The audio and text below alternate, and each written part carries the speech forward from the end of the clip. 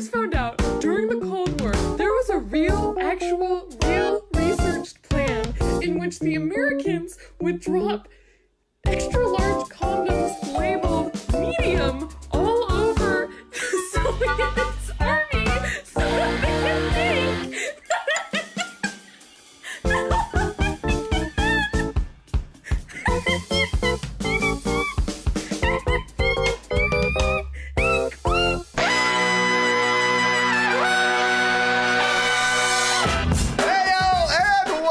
To No Dunks, a basketball podcast on the Athletic Podcast Network. Whether you're part of the stream team watching live on YouTube right now or catching the podcast a little bit later, we're very happy to have you. I'm your host for today, Trey Kerby, and joining me is Tas Melas. It's the most wonderful time of the year. Oh, a beautiful weekend. We got the man making the magic happen over here, JD. Hello. What's up, Great JD? to see you. No Skeets today. He's running the Boston Marathon. Scheduled to leave at 10:25 Eastern. It's 10:05 Eastern right now, so we'll have an update, I guess, in about a half hour, maybe at the end of the show as well. He'll be back on Wednesday. Good luck to him. And if you happen to be watching this and you see him on the course, tell him we said hi. Yeah. Send our best. Let us know. Hold on, where's the start time for each person? Because I'm tracking my niece, Mika, but I don't have a start time for her. I only know one start time. Oh. Yeah, only via a message at one point. Because I'm tracking Jay Skeets as well. I know how old he is. Yep. I know his bib number, but not when he starts. Anyways, it seems like the website's really kicking. This is the time of year I go to my phone and say, oh, where's the Boston Marathon app? Gotta track. Gotta track. Exactly. You're not checking it the other 11 months of the year. No. Same. I'm with you on that one. One app you might want to check, Wedgie Tracker. Yeah. How you like that for a segue? Skeets wishes. Had one this weekend. Number 47 on the season, Nickeil Alexander-Walker. Stuck one against the Lakers. A little finger roll on the right side. Stuck up there. Yeah. Nice and easy. First one of the playoffs, on pace for 50. Yes, baby. I don't want to correct you, Trey, but you called it an app. I mean, it's a mere website. It's a mere website. Maybe, Anyway. maybe a crowdfunding could get the app built. Nickeil Alexander-Walker gets a wedgie while they're airing the Chris Finch interview. So it's like a box in box, so that's why our quality isn't excellent. Anyway, Nickeil Alexander-Walker, just a pure shot. No touch, no block.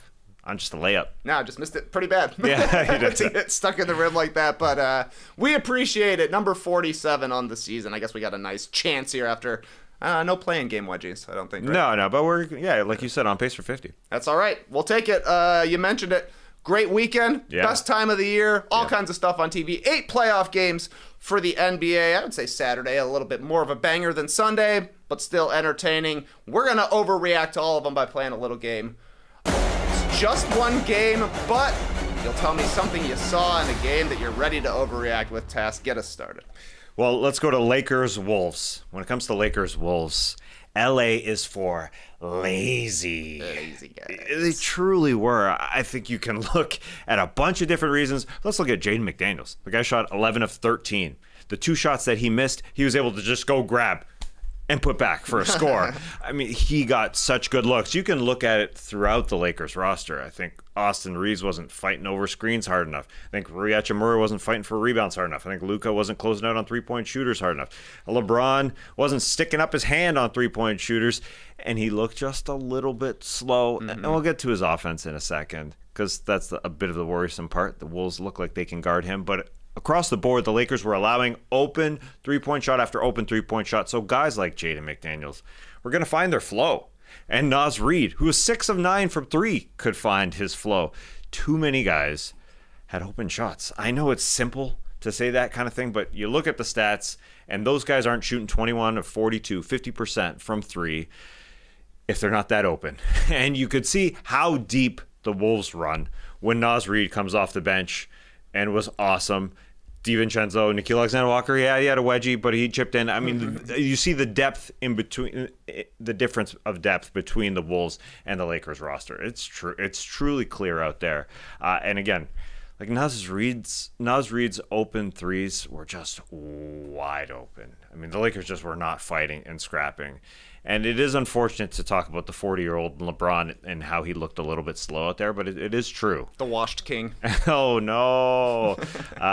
The problem is you need his offense when it comes to these rosters because they are so top-heavy on the Lakers. And I think the Wolves just match up fairly well. Naz Reid guarded him pretty well. When he gets into the lane, a guy like Naz Reid, who is a match of his height-wise, he's just super strong. He stopped him once, made him miss. He blocked him another time. And Rudy Gobert even blocked LeBron. So I just think the penetration into the lane is tough for the Lakers, who have got to be, first, you got to get incredible offensive performance from LeBron and Luka, who obviously did. But then the other guys just got to scrap. I mean, my man Gabe was doing it out there, but across the board, I mentioned Rui and Austin Reeves. Those guys have to start and be scrappy. They just did not. It was disappointing. I do think you're right. Saturday was better in the NBA. Yeah. But this one was a little anticlimactic as the one that's in the prime time slot on Saturday night. They didn't show up. It's true. I mean, Yeah, that was the criticism from the players and from JJ afterwards, was that they didn't bring the requisite physicality and effort into this game. Basically, after the first quarter, Luka went crazy in the first quarter, and after that, pretty much dominated by Minnesota. 21 threes on the night, 44 points in the paint. They won 117-95. And like you said, McDaniels was awesome. This was a top-tier game for him. 25 points, 9 rebounds, 3 threes. The threes are nice, but even better, like when they were closing out on him, he was getting the ball into the middle of the court and just rising over the top of some smaller Laker defenders, knocking them down. Julius Randle, 16 points, 5 rebounds, 5 assists, did have 7 turnovers, but made 4 threes as well. Those are 2 X-Factor guys that we pointed out, and they both came up positive for Minnesota, who just played an awesome game. I thought basically everybody played well for Minnesota, Rudy Gobert included. He had 2 points on the night, 6 rebounds, nothing crazy, only 1 block, but it was that huge one on LeBron. And after the first quarter, the Lakers just looked so small compared to Minnesota. They didn't really want to play Jackson Hayes all that many minutes. Jared Vanderbilt was in and out, not a ton of impact from him, but I just thought, we know the Lakers want to play small ball, and they just looked really, really small, even though their perimeter guys are pretty decent size, right? Like Luka's 6'8", LeBron is 6'8", 6'9". These are bigger dudes, but Minnesota completely dominated the paint, and I thought a great performance by Anthony Edwards from a playmaking perspective, especially 9 assists, 1 turnover for him. It tied for the most in his playoffs career. It's the 4th time he's had 9 or more assists, and the 3rd most he's ever had in his entire career, regular season or playoffs, with 1 or fewer turnovers. He did such a good job at getting into the lane, seeing a bunch of bodies, and kicking it out. I don't know about the tracking data, how accurate it is, but it said 0 3-point attempts by Minnesota were considered well guarded by the Lakers. Who knows if those are accurate? But it felt like it was accurate because it looked like batting practice, basically, from Minnesota. So I think if you're LA, you got to be thinking, A, Timberwolves probably aren't going to shoot 50% from 3 again. You got to hope for that. And B, LeBron's going to have a better game. He's had feel-out game ones for his entire career. He basically said as much afterwards. Game 1's kind of a feel-out game for me. I thought Luka was pretty good. Not a ton of assists. He can be better. And they got to figure out a way for Reeves to have a better game as well. I thought there was a little bit too much one-on-one basketball, a little bit too much mismatch hunting in this game. Go at Mike Conley. Don't go at Rudy Gobert. Don't go at Jaden McDaniels. There are other places you can pick on if you're the Lakers, I think. You're right about Anthony Edwards making great passes. The 9 are awesome. He always loves to go to Jaden McDaniels. That's his guy in the corner. Is sort of an X factor, as you labeled him in our preview. And it's just worrisome that a guy like Jaden McDaniels gets it going like that because he had so many open looks.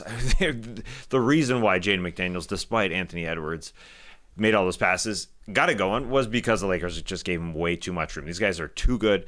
The roster is too deep to not have a good game if you're giving them open look after open look after open look. And so even though his numbers are awesome and he led the team in scoring because Anthony Edwards was so giving in this thing, you can point to things that say, like Julius Randle had 7 turnovers in this game. The Wolves overall had 10. Randle had 7 of them because everybody was passing so well. So you can say, Randle's not going to play all that well in this series. Well, again, the Lakers just have to make that a problem in game 2, or make that a result of game 2, because you have to close out on guys a heck of a lot more. So that was a disappointing thing. I mean, it really wasn't a game. It was not a game whatsoever after that first quarter. Yeah, Luka was fantastic. He really was. But again, the fight level on this team, especially when you are undersized, no matter who's playing amongst those bigs, they're not going to be as good and strong as Rudy Gobert and Naz Reid and Randall. I mean, as their 3 guys. So the Wolves have that advantage against the Lakers team. Only 8 minutes for Jackson Hayes. Do you think he should actually play more? I think so. A little bit. Yeah. I think he can just be on the rim more, and to utilize a little space. And other than that, what are the good things about Jackson Hayes? He will challenge some shots, there's no doubt. Yeah. He needs to play it's just minutes, really. 12 to 15 minutes rather than 8 minutes probably. And Rui had a pretty bad game, just 9 points on 3 of 9 shooting. Made some threes, but wasn't a big factor, and they were going at Reeves on the other end. So there's definitely places where the Lakers can improve, but I would say this was kind of like the biggest, maybe would make you want to change your mind about your pick result of the weekend, right? Just how easily Minnesota was generating shots against the Lakers and how stifled I thought LA looked offensively. Like, you're right about LeBron. He did not have a great game. 19 points on 8 of 18 shooting. He had 3 assists to 4 turnovers. I saw Stephen A. Smith called him lethargic. It didn't look like LeBron's best game, but they need him to play triple-double basketball, basically, to have a chance in this one. This was. I took the Lakers. You took the Wolves, I think. I took the Wolves, yeah. This was the biggest win for a road team of the weekend. There's no doubt. Obviously, the Warriors did it, but much closer game, and we're all sort of picking the Warriors almost as a favorite in that series. But it wasn't a blowout like this thing. And LeBron, unfortunately, did look a little slow defensively, but he definitely feels things out through game 1. But again, getting into the lane, if Rudy and Naz are just dropping off, that's the scary part for me. Yeah. Is that he can be had at times by the rim by those big guys. Feels like a lot of adjustments to be made on LA's part for game 2, but we will see what happens. More hands up. How about that? JJ Redick. Play defense will be a huge adjustment. Yeah, the fight, and JJ Redick calls them stick hands. That's what I heard him call them. Stick hands? Yeah, as far as just getting hand up on a shot. Oh, okay. Yeah, calls them stick hands. And he liked them after the first quarter, because that's when I think his audio, the audio assist, the standard hear the coaching, he called them stick hands, and they were good. But literally, like, there was a few of them where they weren't doing it. No stick hands. LeBron was not sticky on his hands at times while challenging threes. So more stick hands, I guess. Yeah, I would say that's the number one thing to watch for in game 2. Where's the stick hands at? Maybe fans should just have a big hand on a stick that they put up, like just to remind their players. Exactly. Do this thing. I think that's a great idea. Not bad. One game that did have a lot of defense was Golden State versus Houston. It's just one game, but the 90s are back. 95-85. Golden State in this one. Steve Kerr post-game said the game felt like it was out of 1997. He played in 1997, and in those games, there was basically one good three-point shooter on the court. It was Steve Kerr in 1997, and it was Steph Curry last night, the only good three-point shooter in this game. Curry went 5 of 9 from 3 against the Rockets. He hit one bomb that had Kevin Harlan saying, "Geometrically, that should not have happened." An awesome line from Kevin Harlan. Looked like a curveball from Curry, that one that dropped in, though. Awesome. The rest of the players on the both sides, Steph Curry went 5 of 9 from 3. Everybody else who played in this game, Rockets and Warriors, a combined 13 of 52 from 3, 25%. It was 5 guys in the lane, it felt like, for both teams in this one, because Houston is running out these absolute gigantic lineups, which makes it tough for the Warriors to score because of the paint being packed, but also makes it tough for the Rockets to score because they're playing a bunch of 7-footers out there. On the other side, Golden State is playing small lineups, so they look tiny inside against the Rockets, but they're forcing a ton of turnovers when, like, Steven Adams is catching the ball far from the paint. It was a crazy game to watch. Golden State gets out to a 23-point lead. Houston scraps it back with offensive rebounds, forcing their own turnovers, gets it to be a 3-point game, and then Jimmy Butler closed the door. 6 points in the last minute 43 to win this one. He had a layup off an offensive rebound. He had a little mid-range jumper over Alperen Şengün, and then the dagger dunk basically to end things and get the road win against the Rockets. The 28th time in a series out of 29, I think is what they were saying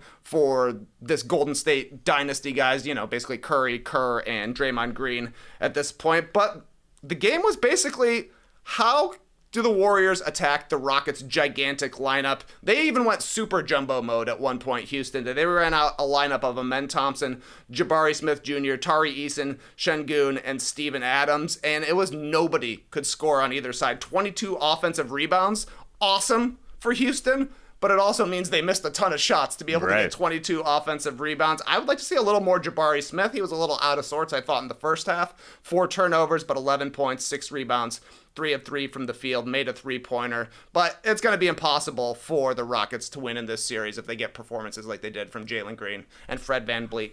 Fred VanVleet combined to score 17 points on 7 of 34 shooting. Just isn't going to cut it in a series that should be tight. Houston's an awesome defense. I think we forget that Golden State is nearly there defensively as well. They're a top 5 defense right now. They're obviously going about it different ways from a size perspective, but Golden State can defend, and they do have Steph Curry. They do have Jimmy Butler, more reliable options in the fourth quarter, and that's exactly how Game 1 played out. Yeah, I thought the Rockets kind of let Steph go for one shot in the second quarter that got him going. It was a 4-point game late in the second quarter, just 2 minutes left. Again, nobody scoring, as you said, and then Steph was able to get past Fred VanVleet as Fred kind of fought over a pick a little too much, and Steph got an open 3, his first 3 of the game, and that got him going. Next possession, Jimmy hits a really long shot, and Steph hit a bomb before half to give them that double-digit spread.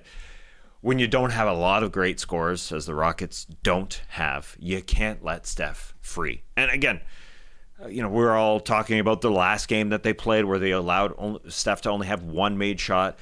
It kind of looked like that the first 22 minutes of this game because Steph, again, didn't have a 3. But Fred just allowed him to get a little bit of space, and then the waterfalls go. It's just Steph time. And Jimmy obviously jumped on that back. Or you can call it Steph jumping on Jimmy's back because Jimmy had it going from the get-go. Great sign for the Warriors. Those two guys got it going. And Brandon Podziemski had a double-digit game. I mean, they only needed 3 of them. Only 3 double digits from the Golden State Warriors. But Brandon Podziemski had been cold, and he got enough kind of open looks, 3 for each of the first couple quarters to get it going. So that's a great sign for them. But the Rockets just they got to be smarter. They literally can't let go of Steph. They are kind of fun to watch, these wild 1990s games. The Gen Z's loving it. They're like, oh, the game sucked back then. Look at these guys. It's not fun, but sometimes, as you said, like coming into the series, Steven Adams was a great offensive rebounder.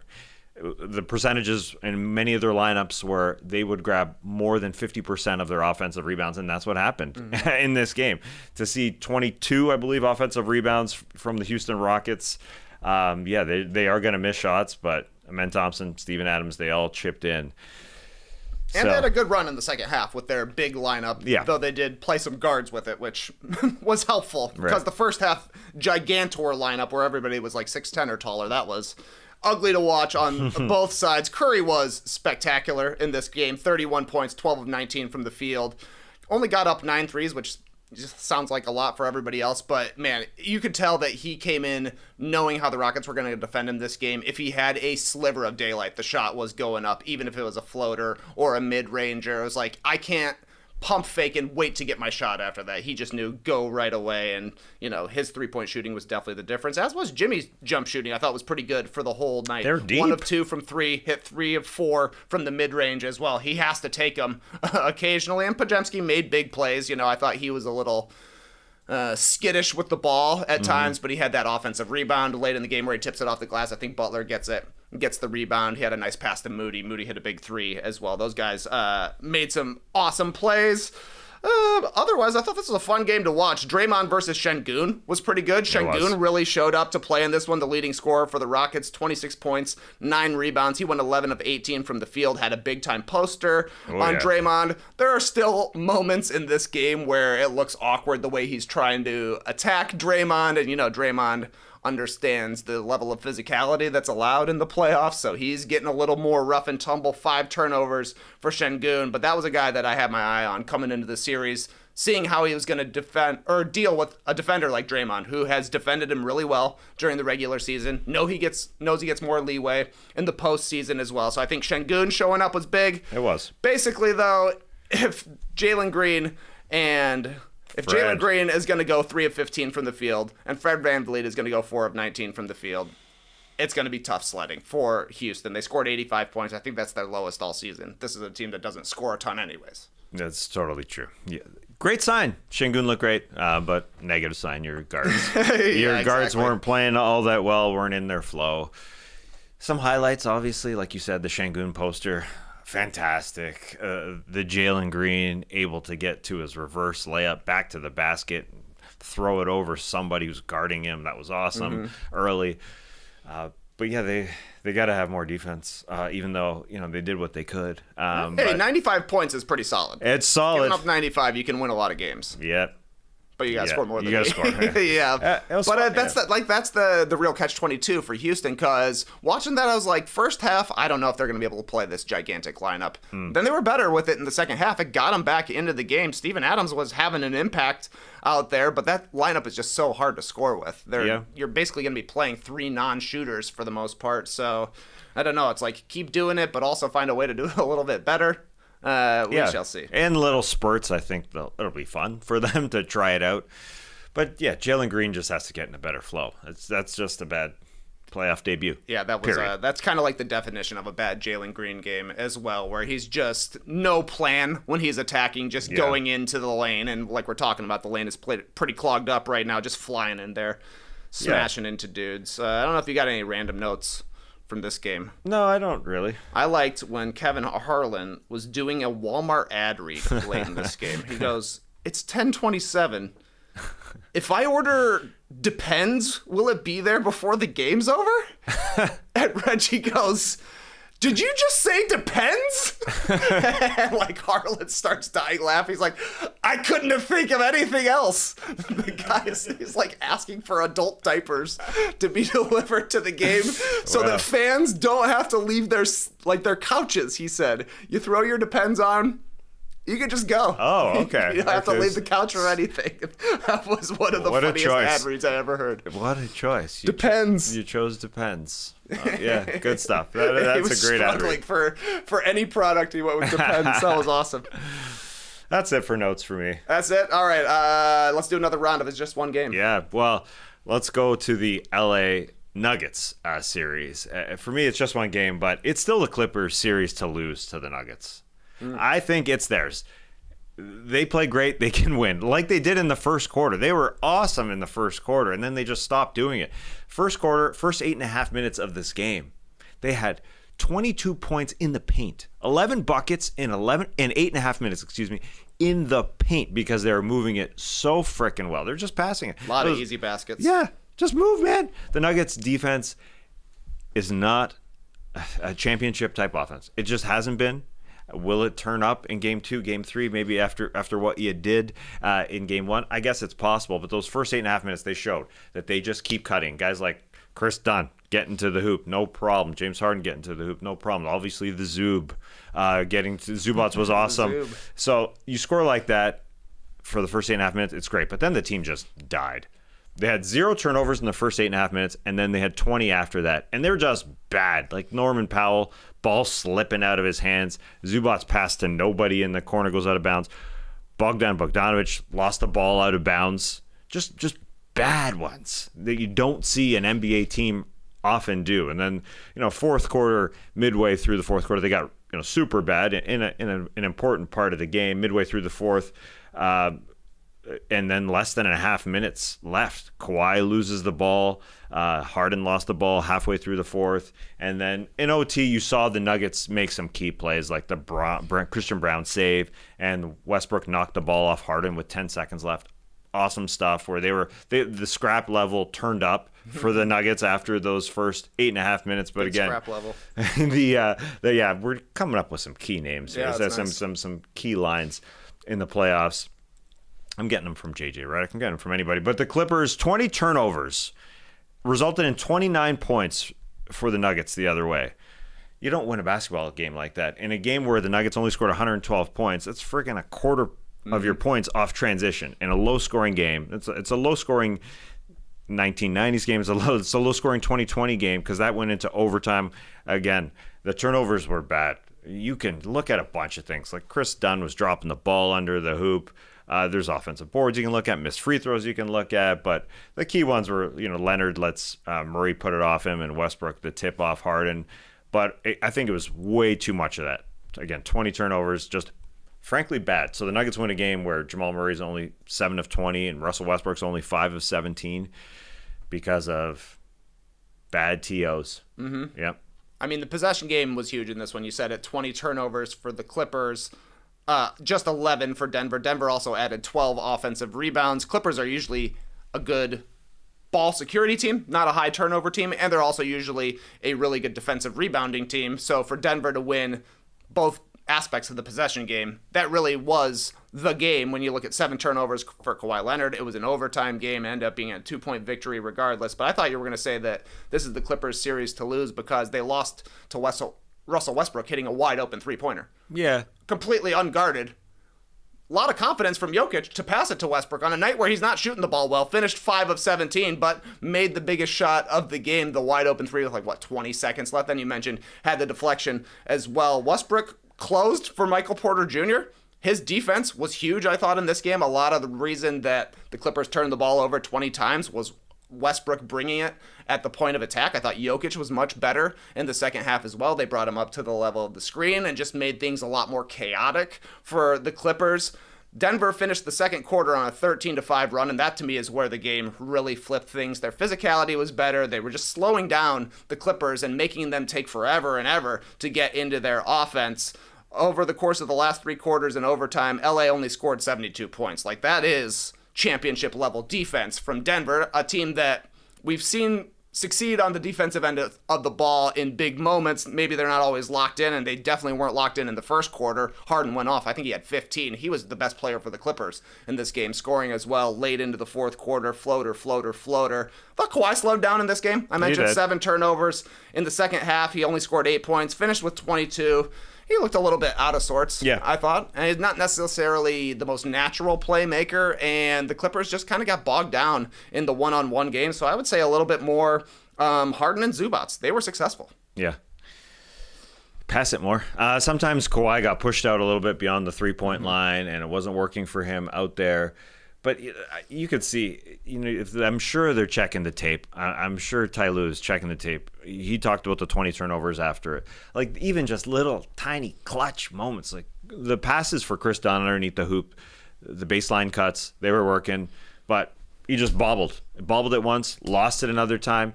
Zubats passed it out of bounds. There's too many of those plays in general. And that's why I think the Nuggets, I don't know if they can turn up this defense often enough. They have lost that scrap level. They have lost it. It isn't the same as it was 2 years ago. And they can win games with offense. There's no doubt in the regular season. And so maybe this is too late for the Clippers to give away a game like that was winnable. And I know Russ came through, but you can see the bad Russ was very evident in this game. Obviously, 5 of 17. Even David Adelman, the guy who's their interim coach, took over, and he commented on the big 3, but lately he also sort of commented on end of regulation where Russ didn't take a shot. I mean, he saw one-on-one. We know what Russ does. He's a dog. He goes after it, right? He goes after that matchup, but he literally just lost the ball and didn't pass to anybody, and nothing happened. They were up as well, right? They were up by 1, I think, when he caught the ball and saw nobody in front of him and nearly had the turnover. Could have just stayed there and got fouled. Also, they I guess they ran the play for Jokic at the end of regulation, but it finds its way to Westbrook after a good late double on Jokic, and Westbrook just jumped and threw the ball off of whoever his defender was. There was bad Westbrook moments as well, but he hit the biggest shot of the game. Or one of. I mean, Christian Brown hit a monster shot as well. But still, this is a good Westbrook game, so I think good for the Nuggets to win it If they would have lost this in Sure. overtime, I think that's a crushing defeat to get a big shot like that from Westbrook to go to the extra period if they would have lost it. Not so much. Jokic was great in this game, of course. 29 points, 12 assists, 9 rebounds. I think they actually took away one of his rebounds at one point, which is kind of funny to think. But the Clippers, you heard Ty Lue talk about it post-game. He basically said we were messing up timing-wise on our double teams of Jokic. They were coming too early, giving Jokic a chance to map the floor and find the outlet, find the release, and the guy's going to pick you apart. So they try and do it, I guess, when he's blind, is what Ty Lue said. So somebody coming from behind. They'll be a little tighter on that one. Murray had it going in the second half as well. He finished with 21 points, 7 assists, and 9 rebounds. He was just taking it to Chris Dunn, I thought, in the second half after Dunn had the upper hand in the first half. And then I also liked Nikola Jokic versus Jeff Van Gundy on the sideline. Jokic wants the quick inbound, but Jeff Van Gundy understands that he's trying to get the ball back up the court, so he holds on tight. It was like shades of the Matt Ishbia incident with Jokic last year, and then, of course, shades of Jeff Van Gundy versus Alonzo Mourning from way back, holding on to the leg. So that was an awesome throwback to see. Yeah, it was fantastic. Yeah, Jokic called for a tech in this game. The drama, it shouldn't have got to that point if you're the Clippers. It really shouldn't. They got out to that big lead, and some things happened at the end that were, classic Russ fighting for balls. Christian Brown freaking flying out of bounds to save it. Great stuff. But if the Nuggets weren't able to win in overtime, you would have just seen that last play of regulation where Russ kind of lost the ball, and David Adelman said we could have pulled it out and executed. Yeah, but you went to overtime and you kind of executed. So unfortunately for the Clippers, they lost, but fortunately for the Nuggets, the montage ain't Russ just losing the ball, because that's what it was. It was classic Russ. And again, David Adelman to say after the game, Russ is Russ and all that stuff, all the good stuff. And then, we could have pulled it out and executed. he gave even their interim coach exactly what he is. Yeah, exactly. He's like, he's been doing it for 17 years. He's not going to listen to me, the interim guy who's been in charge for a week and a half. You're right. So good stuff. This still feels like a long series. It does. For sure. And seeing game one go into overtime, why would that change your mind? Yeah, it's true. And the Nuggets rotation is getting tighter and tighter and tighter. They played 7.25 guys, I'd called it, with Jalen Pickett just playing a few minutes. Yeah, they need more from Michael Porter Jr. He had an ugly one. He should at least have some opportunities in this one. I mean, Westbrook got 17 shots up. There are shots to be had from the third scorer position, but nice game from Aaron Gordon as well. Cool series. Moving on to New York, Detroit. It's just one game, but there is no substitute for experience, Tas, Melas. This was a close game until it wasn't. Dennis Schroeder hit a layup to put Detroit up by 8 with 9 minutes left. Jalen Brunson is hobbling around on a turned ankle. It's looking bad for New York.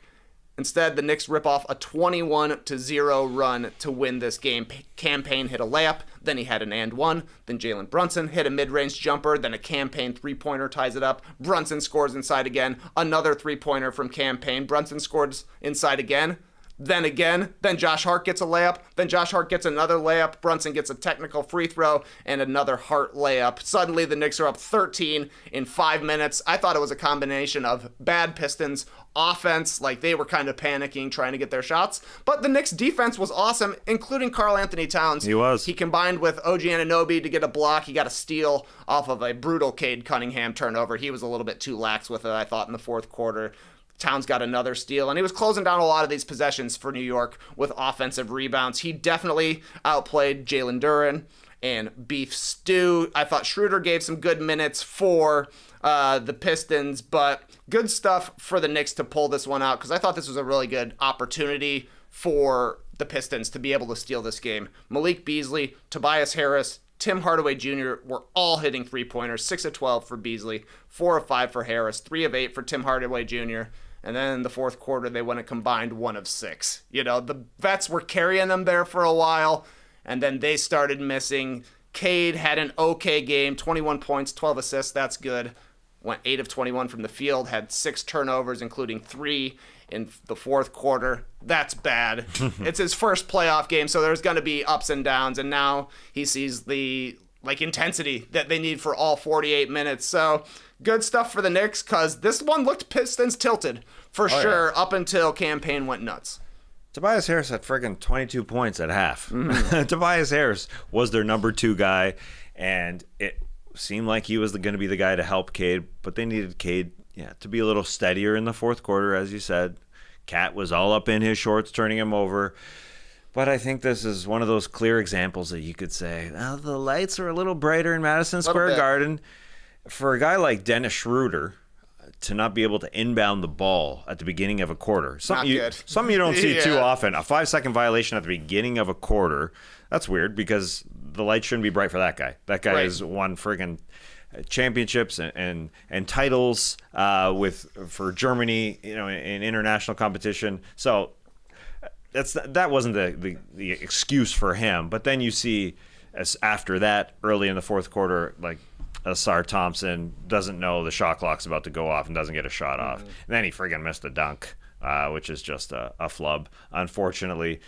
But it just felt like, they weren't ready for that fourth quarter. I mean, as simple as that. As I said, like, Cat was up in someone's shorts there. And I think the scary part, though, defense great for the Knicks. Scary part is that Jalen Brunson, after a slow start, he got this baby going. Like, he shot a 2 of 13 to start this game and then 10 of 14 after that. And I know you've been saying the last couple of weeks how he got it going against Kelly Oubre last year in the playoffs after 2 games.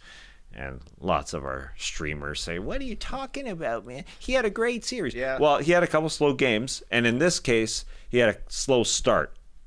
And that's that. I think that might be over for Jalen Brunson. He may have his flow already in this series. So that's a scary part for the Pistons. Yeah, finished with 34, and that includes, I don't know how much time he missed in this one.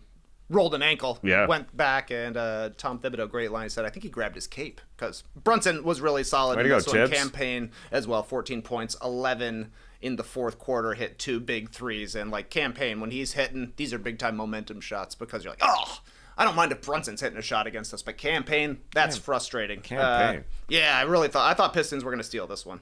Yeah. And, a little bit more execution down the stretch, I think they do. Yeah, that's a good call, and the broadcasters, come up with a stat there that I'd forgotten about. That Campaign when Chris Paul was hurt, when they went to the NBA Finals with the Phoenix Suns. Campaign had to chip in, started a game in the conference finals and dropped 29. And that was an important game in a conference final. So he has that in him, and he had that fourth quarter in him. One random thing I saw in this game, Jalen Duren was called for 3 defensive second calls. 3 times the same guy was called for 3 seconds in the key. I don't think I've ever seen that. And it was 3 different NBA referees that called it. That was weird. I'm not going NBA conspiracy on anything, but 3 different calls from 3 different guys. I don't know. I've just never seen it. Same guy, same call. Makes you think it must have been a point of emphasis somehow, whether that comes from, the NBA just kind of briefing everybody before the playoffs start, saying, hey, we can't have people just standing in the lane all the time. Or, if you want to go super conspiracy mode, maybe the Knicks sent something to the league saying, hey, watch out, this guy stands in the lane a lot. Yeah. And it all got filtered down. But 3 in 1 game, that's a lot. Yeah, but the same guy is weird. Yeah. He'd always point to his feet like, hey, I got out. But you look at his feet and he didn't get out. He's literally on the paint. Yeah. So very strange for Jalen Duren. Yes, just a unique one. I think it was Lisa Salters who was the sideline reporter for this one, and she explained the rules that Malik Beasley has been given for when he can and cannot shimmy. So first of all, he's always allowed to shimmy.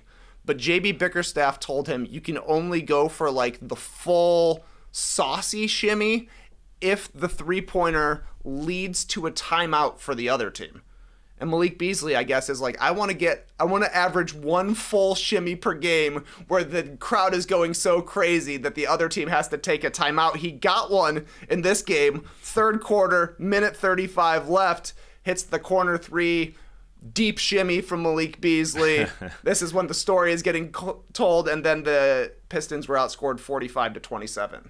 From that mark. So I wonder if maybe the shimmy rules will change going forward. Shimmy rules. Yeah. Very funny. It's funny because every time you see him hit a shot, I'm waiting for it. Always. Everybody's waiting for it. Even when a guy's like running through him to get back on defense, are you still going to pull like a half a shimmy? But I guess that's the rule. Yeah. Weird rule. That's a weird one. Well, that's smart. I mean, when he's really shimmying, it could take 10 seconds. Yeah. of hip shaking Yeah. in the corner, It's a long time to rumba. Well, why is the NBA so concerned with how much he should? I think this is a JB Bickerstaff rule. He's saying, "Hey man, get back on defense." Oh, okay. Yeah, but if there's a timeout, shimmy all you want. I'm drawing up a play anyways. It's gonna take a few seconds. You can catch up when you come by. I thought that was funny. It is funny. Yeah, and he shot the ball well until he didn't make shots in the fourth quarter. Got to make them all game long. Let's do another 4 rounds here, real quick. We're halfway through the playoffs. Yeah, we are. Well, this next one flashes back to last year.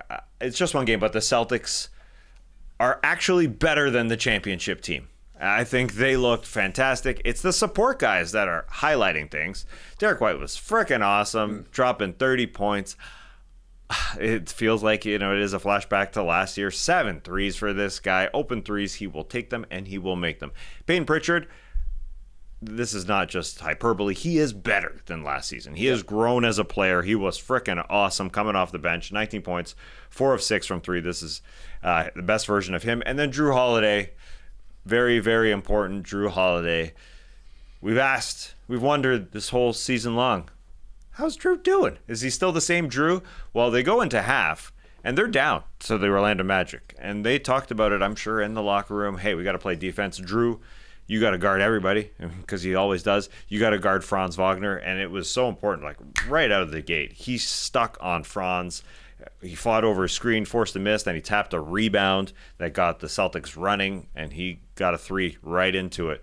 And then he stopped Banchero, and then he turned over Franz at midcourt, led into a 3 the other way, and then he had another triple in the third quarter.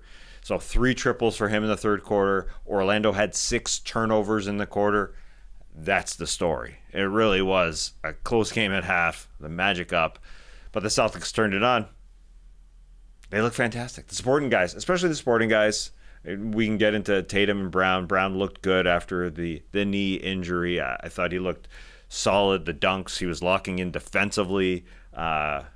He pulled Paolo Banchero's jersey one time. I noticed early in the game there. He lost the ball very easily because of it. But I would say Celtics overall, especially because if you can rely on White, Holiday, Pritchard off the bench. I mean, I didn't even mention Porzingis and Horford, but they are so freaking deep. It's like a championship team. Yeah, again. Exactly right. You can see the different levels of these teams in this game. Orlando gets a great game from their number one option, Paolo Banchero, 36 points on 14 of 27 shooting. Franz had a pretty good game. Not great, but okay, he's scoring as well. But they basically got nothing from their role players in this game. On the other side of things, Boston gets a dud from their game in game 1 from their number one option. Tatum, 17 points on 8 of 22 field goals shooting, but 15 threes from their others, their role players, 30 for White. Pritchard was awesome. Drew Holiday, like you're saying, had a dominant 9-point game, got 9 in that third quarter. It just felt like the Celtics flipped the switch. Basically only for the third quarter. They needed 1 quarter of not playing with their food to extend things here. So Orlando, you're looking at it, their defense was pretty solid, right? They only allowed 103 to the Celtics. They took 11 3-pointers off their season average, limited their attempts, but 86 points, it just ain't going to cut it against the Celtics team that, just like the Warriors, I think you forget, they're a top 5 defense as well, the Celtics are. And they made it really, really tough for Orlando. 31 in that second quarter, but all 3 other quarters were under 20 points, and it's just kind of hard to see how this team is going to score productively and efficiently. They're just going to have to get hot from 3 one game, and that's the recipe, I think, for stealing one against the Celtics, but this one kind of played out how you would think it would play out. Yeah, it's a good point. And Banchero was awesome. I would say Franz Wagner didn't start awesome, but he was willing to take big shots, and the 10 of 24, not good efficiency, but 23 points. I think it bodes well. It's good enough. I mean, not good enough to beat the Celtics, but good in just the case of Franz Wagner individually. And it's clear that besides those 2 guys, their highest scorer had 7 points. So, I mean, you're probably just wishing they bang home some threes. Yeah. Jalen Suggs back would be nice. I don't know. You're really going to wish that somebody like Kentavious Caldwell-Pope or an Anthony Black. We talked about Caleb Houston. I mean, the hot man. He played. He did some stuff, but then he dribbled into the lane and he turned over because, the Celtics, again, are just damn good defensively, and it is something that is skipped. Plus, their great defense. Plus their great offense. They're just so well-rounded. Yeah, I mean, they can easily... An 8 for 22 game from the number one scorer on most teams. You're in a dogfight, at the very least. The Celtics get an 8 for 22 from Tatum, and they basically blew this one out in the second half. Yeah. That's the difference. I mean, you nailed it. KCP was the leading scorer from the backcourt from the Magic. He had 6 points. Yeah. 0 for Corey Joseph. Cole Anthony had that awesome game in the play-in tournament. He had 4. They're just going to have to get completely hot, and maybe that'll happen. More likely, I guess that it would happen in Orlando, but we shall see. Jason Tatum took a hard foul in this game, ended up being a flagrant for Wendell Carter Jr., though I liked... KCP, I think. Yeah. Oh, KCP got it. There was the two of them, went up and knocked him down. He was down by the stanchion for a little bit, but I did like Joe Mazzulla telling the Celtics trainer not to go check on him, and you can see him yelling, "Get up!" to Tatum. That guy's not going to coddle you with an injury. He's like, I know he's fine. And he was fine. What a Mazzulla move. That's awesome. Get up. You're not hurt. And they give him a quick MRI, or is it X-rays? One of the two, I think. They said whatever was negative, whatever imaging exactly. they did. Yeah. So that's a good sign. Works. Yeah, that works. Yeah, I was worried when it happened. I was, held my breath there for a second. Bad enough, yeah, although Joe Mazzulla didn't think so. But I was also keeping note because we had our instigator draft last week. We were drafted each guy who, we deemed would either get a tech or a flagrant or ejected, and we'd get points for it. Kentavious Caldwell-Pope was my random third-round pick, and he randomly got a flagrant That's point. amazing. Yeah, random. Very, very random. I was keeping track. So you're the leader. That's the only thing that happened, I think. Exactly. Yeah. 1-0-0. Nice. Trey's team of title in progress here. Triple D, calling it for now. Draymond, Doncic, and Darius Garland. I like it, yeah, not bad. 0 points.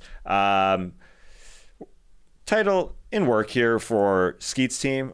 I called him bad. Dylan Brooks, Anthony Edwards, and Lou Dort. Okay. We're working on it. 0 points. Isaiah Stewart and a couple other guys. That's the name for my team. Because Isaiah Stewart's the big name here, along with Tatum and Kentavious Caldwell-Pope. We've got 1 point. The altercations, or the penalties this weekend. Techs were Pascal Siakam and Damian Lillard off the bench. They had that double tech. We'll get to that series.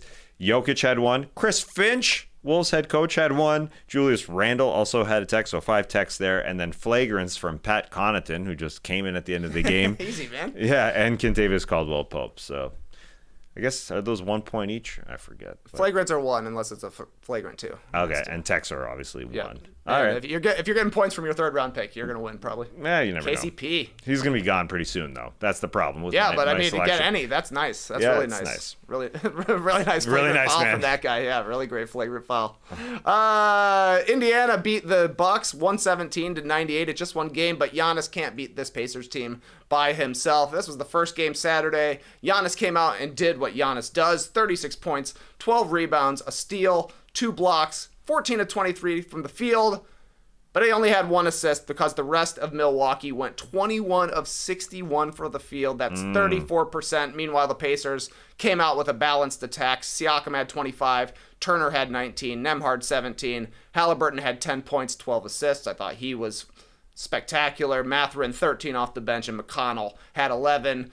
Indiana was getting any shot they wanted early in this game. Nembhard in particular, I thought, was killing them with downhill attacks. Pacers defense was doing a really good job, I thought, of fighting over the screens, throwing a whole bunch of different coverages at Giannis. Like I said, he still scored pretty well, 36 points on 23 shots. You're not going to be able to stop him all the time, but they stopped him enough times, and there were so many stops, I thought, at the rim, whether it be missed layups or block shots, that those turned into free points because the Pacers were awesome pushing the pace in this one. 22-5 from a fast break standpoint. It kind of feels like the prescription for the Milwaukee Bucks without Dame Lillard back will be Giannis carrying as much as he can, trying to get to 40 points efficiently, and can he foul guys out soon enough? Because I thought that was going to be a concern for the Pacers. Giannis probably drew, I think he drew 9 fouls in the first half alone. Like, he was going to the line all the time, and they were packing the paint. They were making it tough for Giannis. They were picking up fouls, but over the course of things, a 0-point night for Kyle Kuzma was bad. He went Tony Snell mode. 22 minutes, 0 points, 0 rebounds, 0 assists, 0 steals, 0 blocks, 0 for 5 from the field, 0 for 2 from 3. Made it so that Taurean Prince didn't even get noticed for having a 0-point game because at least he was doing some stuff out there. The Bucks did have some success with a small lineup in the second half. It was Giannis, it was Gary Trent Jr., it was AJ Green, Kevin Porter Jr., and Bobby Portis. They had an 11-1 run. They had a 9-0 run in the third quarter and the fourth quarter. Cut the lead down to 12, but the Pacers ended up, I think, shutting out the Bucks for like the last 4 minutes of this game. Pacers are just good on both ends of the court. They know who they want to be on offense, and they play enough defense on defense. They're good. And they really are, especially when the support guys for the Bucks couldn't hit threes. Like Taurean Prince was an incredible three-point shooter all season long. Goes 0 for in this one, doesn't have a lot of opportunities. Kyle Kuzma goes 0 for, as you said. Bobby Portis 0 for. And the question for Giannis, having the ball go through him, being a frickin' machine. I mean, he was so resilient to shoot 23 times and have 15 free throws. The question for him is, maybe you look for your guys a little bit more. I mean, just to get them going, to get in a flow, maybe. Just to help out, because along with Brook, didn't have threes. So really, you only had 1 3 from your starting lineup.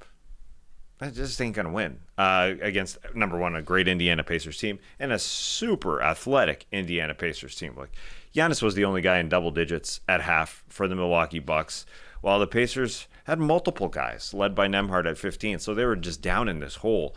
And the Pacers win the fast break points. That's what they're going to do. So, yeah, maybe more Bucks have to shoot.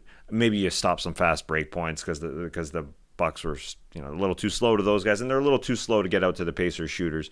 Positive sign, Damian Lillard gets into it with Pascal Siakam, like off the bench. He's coming off the bench, and it sure looks like he's going to come back in this series. I mean, I'm reading into body language of a guy who's overcome a blood clot, but it sure feels like, because he's been practicing recently, that this guy's going to come back. But the only way is I assume Giannis has to pass to guys more, but they're riding this Giannis +4 athletic guys and the zone defense, as we talked about coming into this series. So, yeah, that was their best lineup. Yeah, exactly. They looked their best when they were playing the smaller, faster guys, basically Giannis and 4 shooters. So I wonder if Kevin Porter Jr. will get the start for Ryan Rollins, just for the athleticism and somebody else who has the ball and can create factor.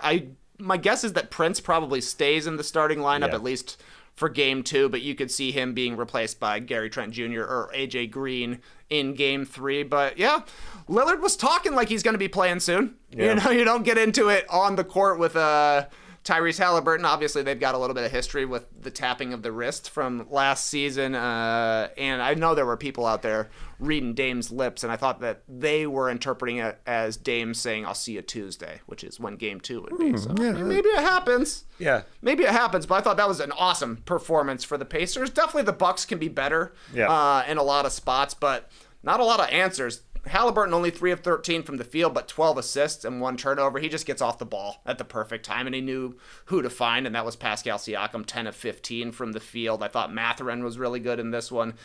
Drawing fouls, went to the free throw line 8 times, wasn't an efficient scorer, but you're knocking down those free throws, that definitely helps. And only 11 threes attempted for the Bucks from their starting lineup. You're totally right. They got to get some more shots up. So I assume that'll be just playing a little bit faster, a little bit more athletic, and I just don't know about Brook Lopez's role this series. He looked like an albatross to me out there. Looked like the slowest guy. Miles Turner got a lot of good looks based out of playing pick and pop with Halliburton. So I wonder how Lopez fits into this series, because the Bucks aren't a deep team. They're going to have to still play all of their top 8 guys, but it might be asking Doc to do things he's not comfortable with regards to adjusting.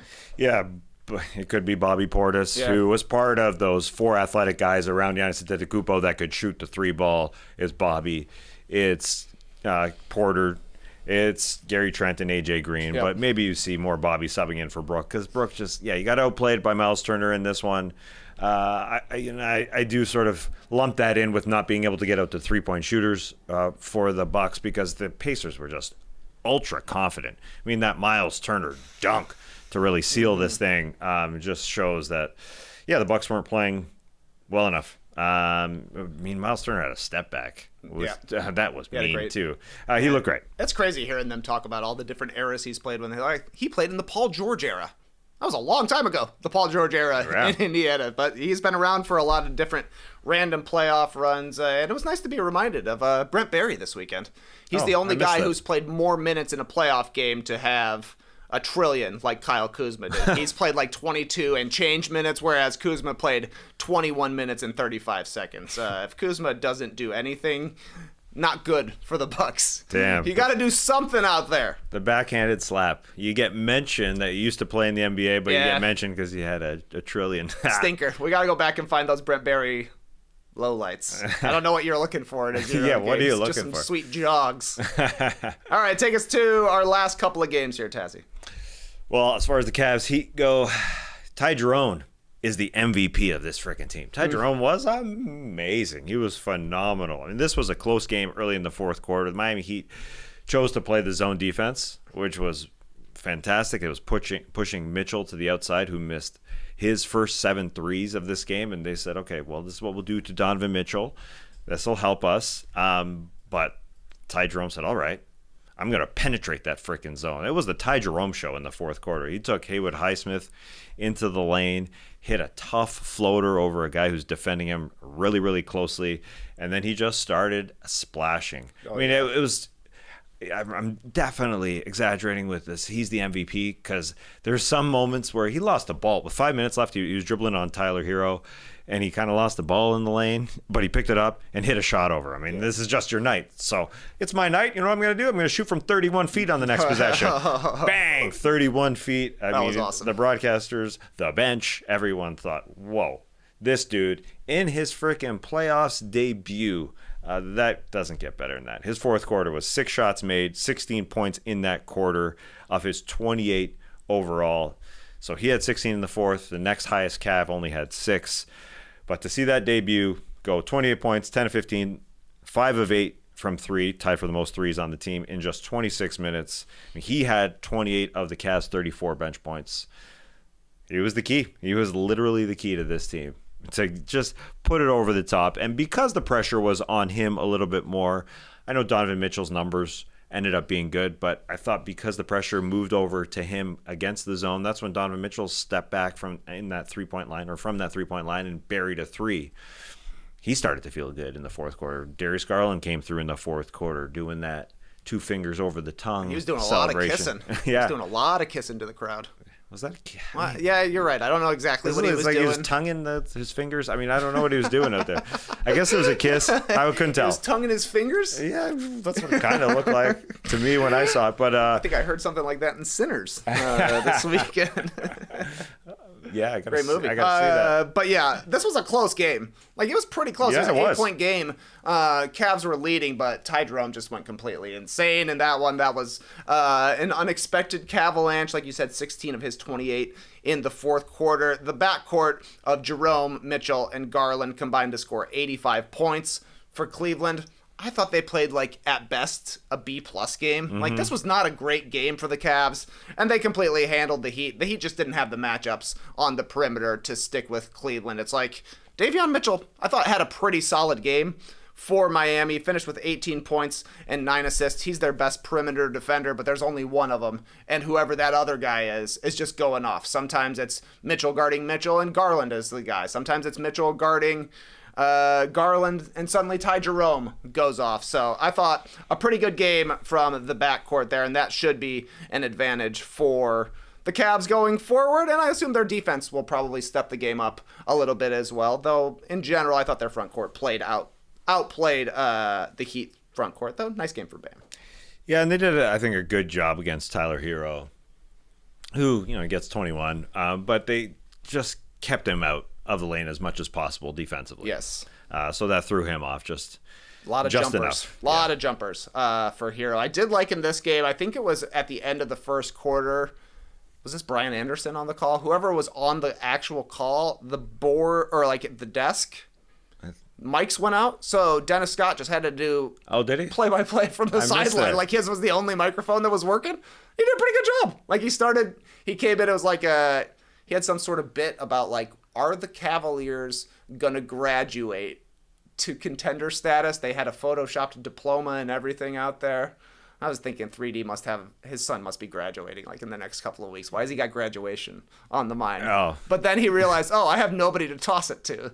So he just started going into play-by-play. Yeah. Wiggins, dishes to wear, back to Wiggins. Oh, did he? Moneyball. It was pretty smooth. They come back on, and whoever was maybe it was... I think it was Spiro Davis and Candace Parker. There we go. And Candace Parker says, how many times did 3D say leave it? 0 times. I was impressed. Good stuff from 3D. Not Trey times. Not Trey times. Because of our Trey and his son, Trey Scott. He's already in college. Yeah. Yeah, that's a good point. Yeah, so anyways, good for him. Good for him. Yeah. What was that? What was that move that Garland was doing? Maybe it's a kiss. Maybe I'm exaggerating. The first one, he hit a 3 from like the right wing, and he did a gentle version of it, like casting out a yo-yo. And then he hit another 3 from basically the same place, and he went for the full walk the dog yo-yo toss with the kiss. It was nice. Yeah, good for him. It's an important time to come up with your new 3-point celebrations. John Morant had to come up with a new one, and he didn't need it very much. There's another segue for you. It's just one game, but Thunder-Grizzlies is over. This one is done. OKC wins 131-80 against the Grizzlies, a 51-point victory, the 5th biggest margin of victory in playoff history. The Thunder are the 6th team ever to win a playoff game by 50 or more points, and this is the largest Game 1 victory ever. You gotta say Memphis was in a pretty tough spot here. They played 2 play-in games, including the late one on Friday. 36 hours later, they have to go and play against a well-rested Thunder team who are the best team in the league and look like they were completely ready. Very sharp in this one. They forced 22 turnovers off of Memphis, shot 17 of 48 from 3. Memphis only went 6 of 34, and I thought their front court dominated. 19 and 10 for Chet Holmgren, 14, 8, and 5 for Isaiah Hartenstein. Meanwhile, Zach Edey goes for 4 points, 9 rebounds, and just 4 points on 2 of 13 shooting for Jaren Jackson Jr. He didn't really show up. The other thing I thought was funny from this game is Shai Gilgeous-Alexander only scored 15 points, went 4 of 13 from the field, but because it was a blowout, he didn't get to his 20-point plateau. Mm-hmm, How many times did he do it during the regular season? He did it 72 straight. 72 straight times? Yeah, he only scored not in the playoffs, fewer though. than 20 once. It's over. He didn't need to in this one. Yeah, he didn't need to. He had 2 buckets at half, and they're already up 32. Yeah. That's how damn they good dominated. they are. Now, I know John Morant said post-game, we're never going to play that bad again. It's true. I'm sure Jaws feels like he could have made some of those shots that he probably rushed himself into a little bit, which is fairly true. But this defense is just so freaking good. Simple as that. I mean, I thought of an example where Morant was being defended by Lou Dort up top. Dort gets picked off.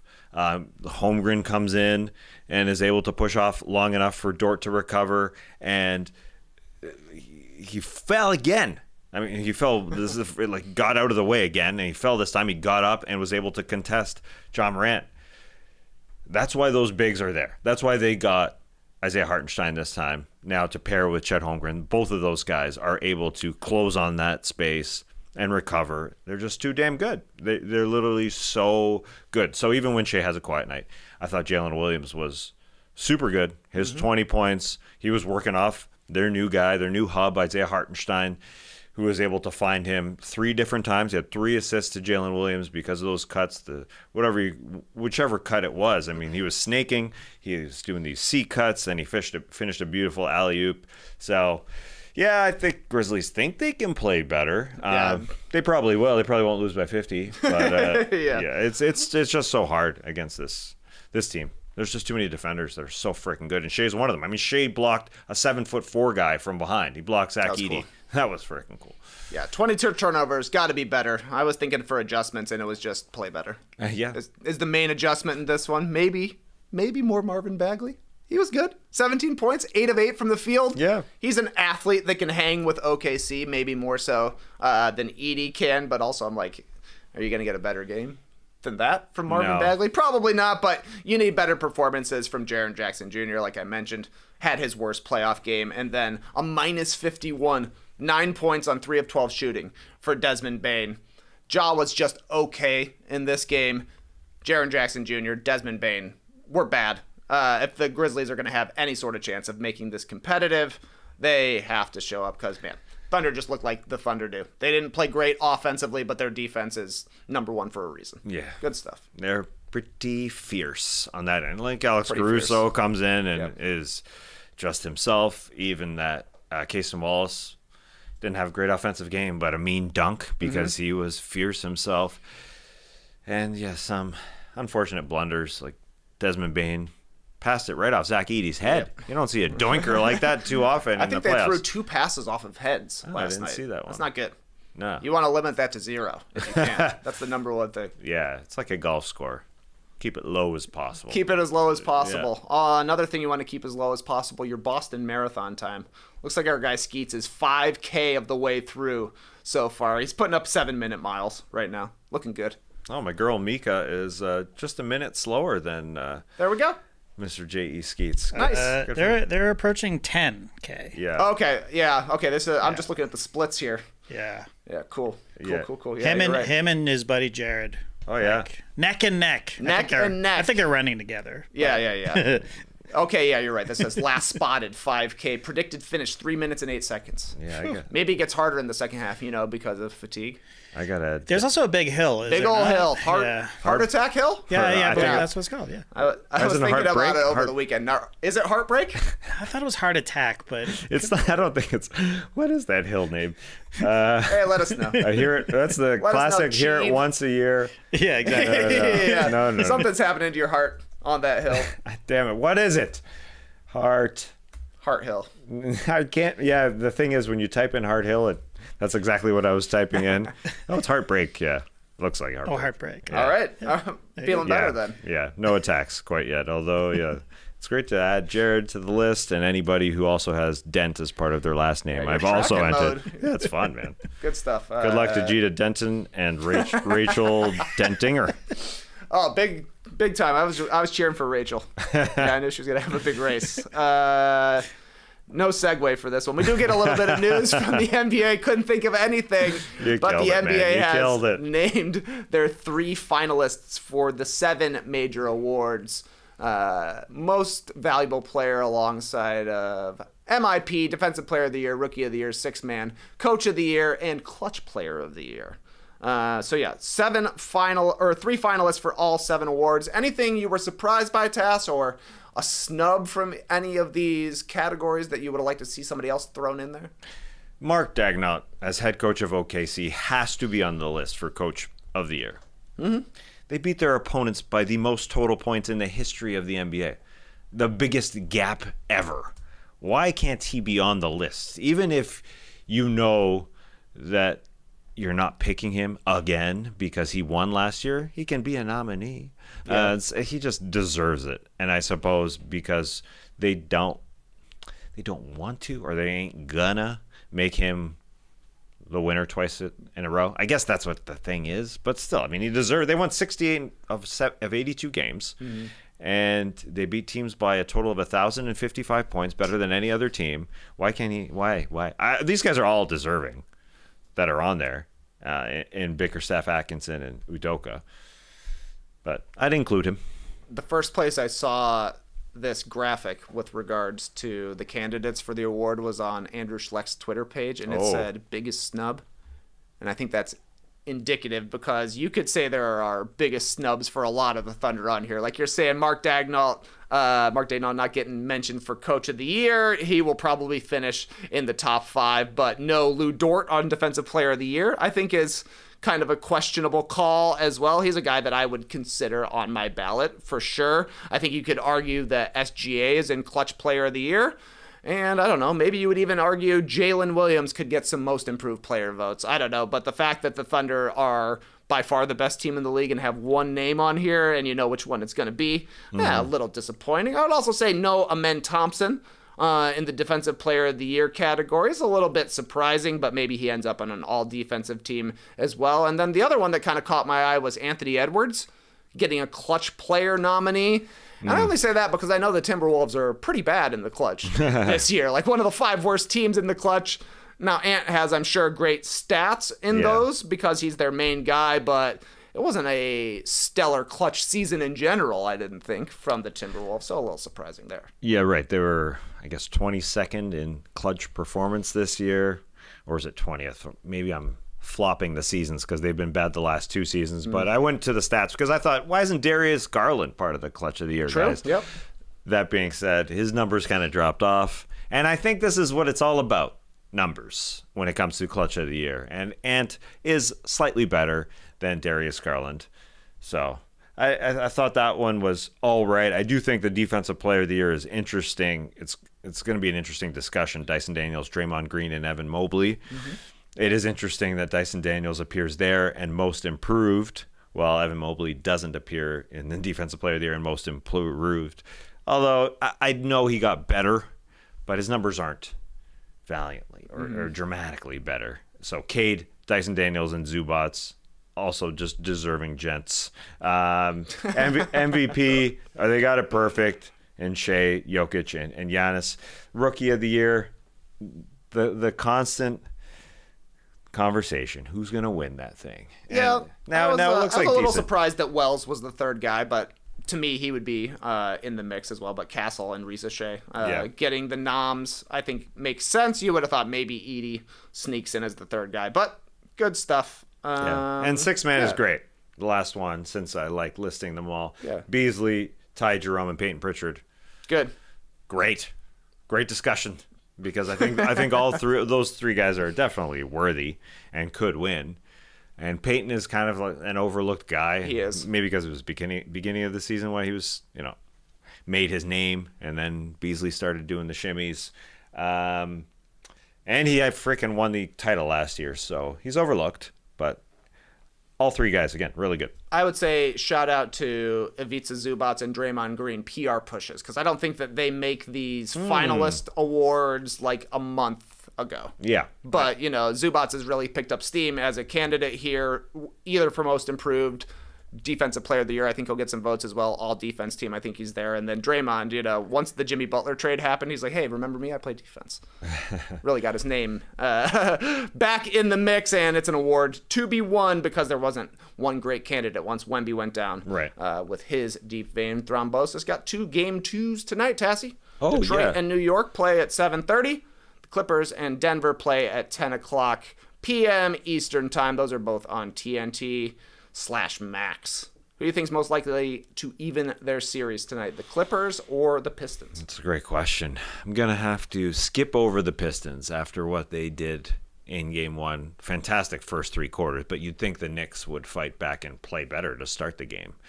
So that doesn't bode well for them. That being said, you could say the same thing about the Nuggets, who were not great in the first quarter, while the Clippers were just passing them to death at the beginning of that game. But I think the Clippers have a better chance because I think they are the better team overall if they want to execute, if they don't want to turn it over as much.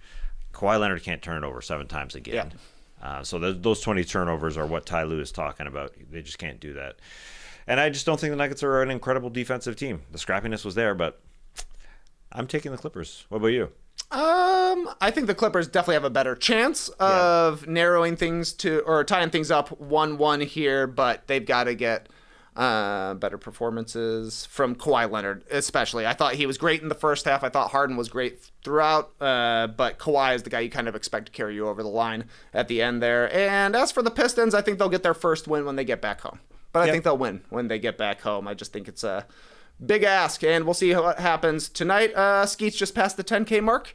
He is doing 7-minute, 15-second miles, so still cooking. Moving at an 8-mile-per-hour pace.